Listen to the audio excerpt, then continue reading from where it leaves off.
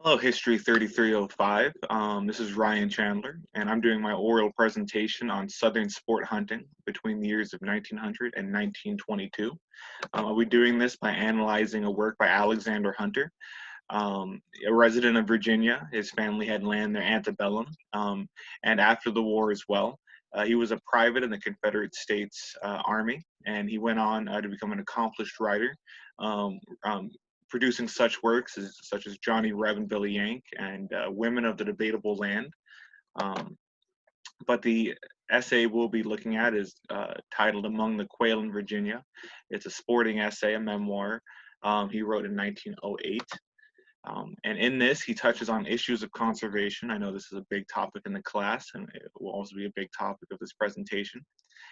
Bob White is another name for quail, but he goes on to say Bob White, by adapting himself to the circumstances as well as adjusting his nature to the pressure of the environment, steadily increases in number. Nowhere in all animate nature is there a more signal triumph of that great discovery of Darwin's survival of the fittest. Um, so he tries to come at it scientifically, but it comes off more pop science. Um, but he goes on and talk about less fit game animals, I suppose, such as wild pigeons. The wild turkey has almost become extinct. The pheasant is exceedingly rare. The prairie chicken, the sorrel, the rice birds, et cetera, are being rapidly exterminated. Um, and we'll go into who they believe is behind this rapid extermination in a bit. But he's talking about the quail again, bring a high price. They are snared, gunned, baited, trapped, hunted, shot at, and worried until it is almost a miracle that the species does not become as extinct as the dodo. Um, as an aside, I included this picture to the left because it has the man smoking his pipe there. One of the things that Hunter says distinguishes a sport hunter from a subsistence hunter is the fact that the sport hunter can enjoy the views. He doesn't have to take every shot. He doesn't have to live off of what he's eating, and he can enjoy such things as the dog. Um, and we go on here in the Glittner book to say that Southern sport tourism proved increasingly lucrative for landowners, so they tried to move away from maybe agriculture towards protecting the fish and the game as a resource. Um, uh, and when we talk about resources, we talk about the industries they support as well. And one of the industries that Hunter is worried about preserving is the hunting dog, the canine industry. Um, he actually, to speak of culture and art, he um, considers it an art to hunt with dogs. And he says here, and there stood the four dogs side by side, touching each other, motionless, petrified, as it were. Every muscle tense, every hair bristling. It was the most powerful artistic sporting picture I ever saw on the hunting field.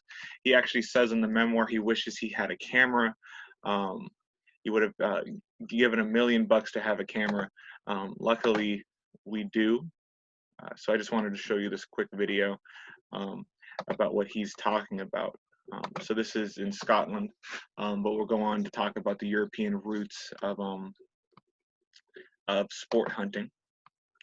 You see he lets the dog loose, and the dog is a tool um, for the hunter. It uh, flushes the game, and it goes on in the memoir to say the difference between southern and northern hunting is the south. The forest is a lot more dense, so you need the dog to flush them out of the foliage and the dense woods. And you can see him doing the stand there. Um, I guess the artistic pose that Hunter was referring to earlier. But we'll get back to it.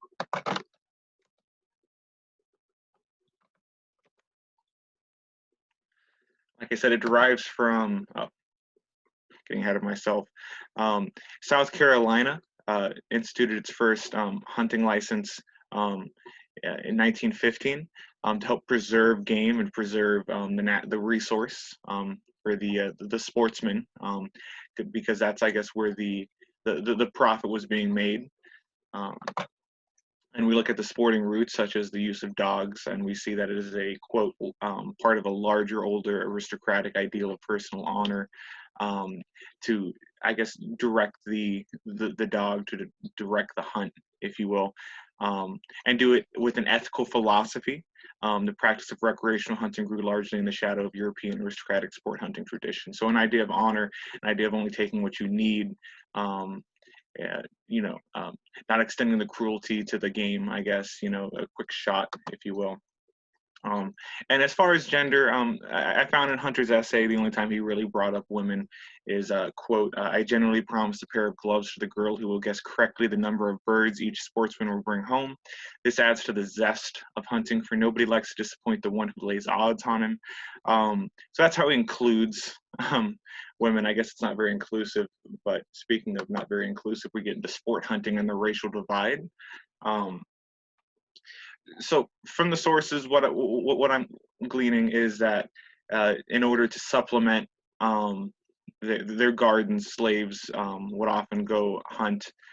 Subsistence hunting is what it is, as opposed to sports hunting. And this practice of subsistence hunting is what a lot of sportsmen blame the decline of the resource, the natural game. But also they're using these African Americans as guides. Quote, the steady employment provided by long-term, sometimes multi-generational service to a sporting club or plantation proved much more valuable, allowing some to use such employment as a starting point for their family's future economic betterment. So they're selling, I guess, the honey holes, if you will, to these white sportsmen. Um, quote, notions of genuine antebellum social and racial relationships are, you know, solidified in this. It's a picture of the Old South. Giltner's book is titled, quote, it was innate in them to serve.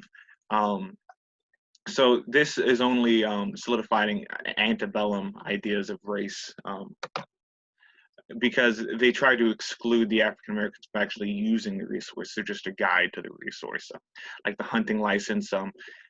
One of the first people punished for that was actually an African American, and he was put on he was put in jail for, I believe, 100 days. Anywho, to quote, sportsmen who had long charged people of color with violating elite white sporting codes, like I said, those ideas of honor, and contributing to the epidemic of wildlife depletion, joined in the desperate attempt to make the Southern and national publics realize the dangers of unrestricted African American and environmental exploitation. The book goes on to assert it was a way for for whites to sever any possibility of African Americans being truly independent and living off the land. But it seems to me it's also to preserve the sporting tradition and preserve the wildlife itself. This is my bibliography, and I thank you for your time.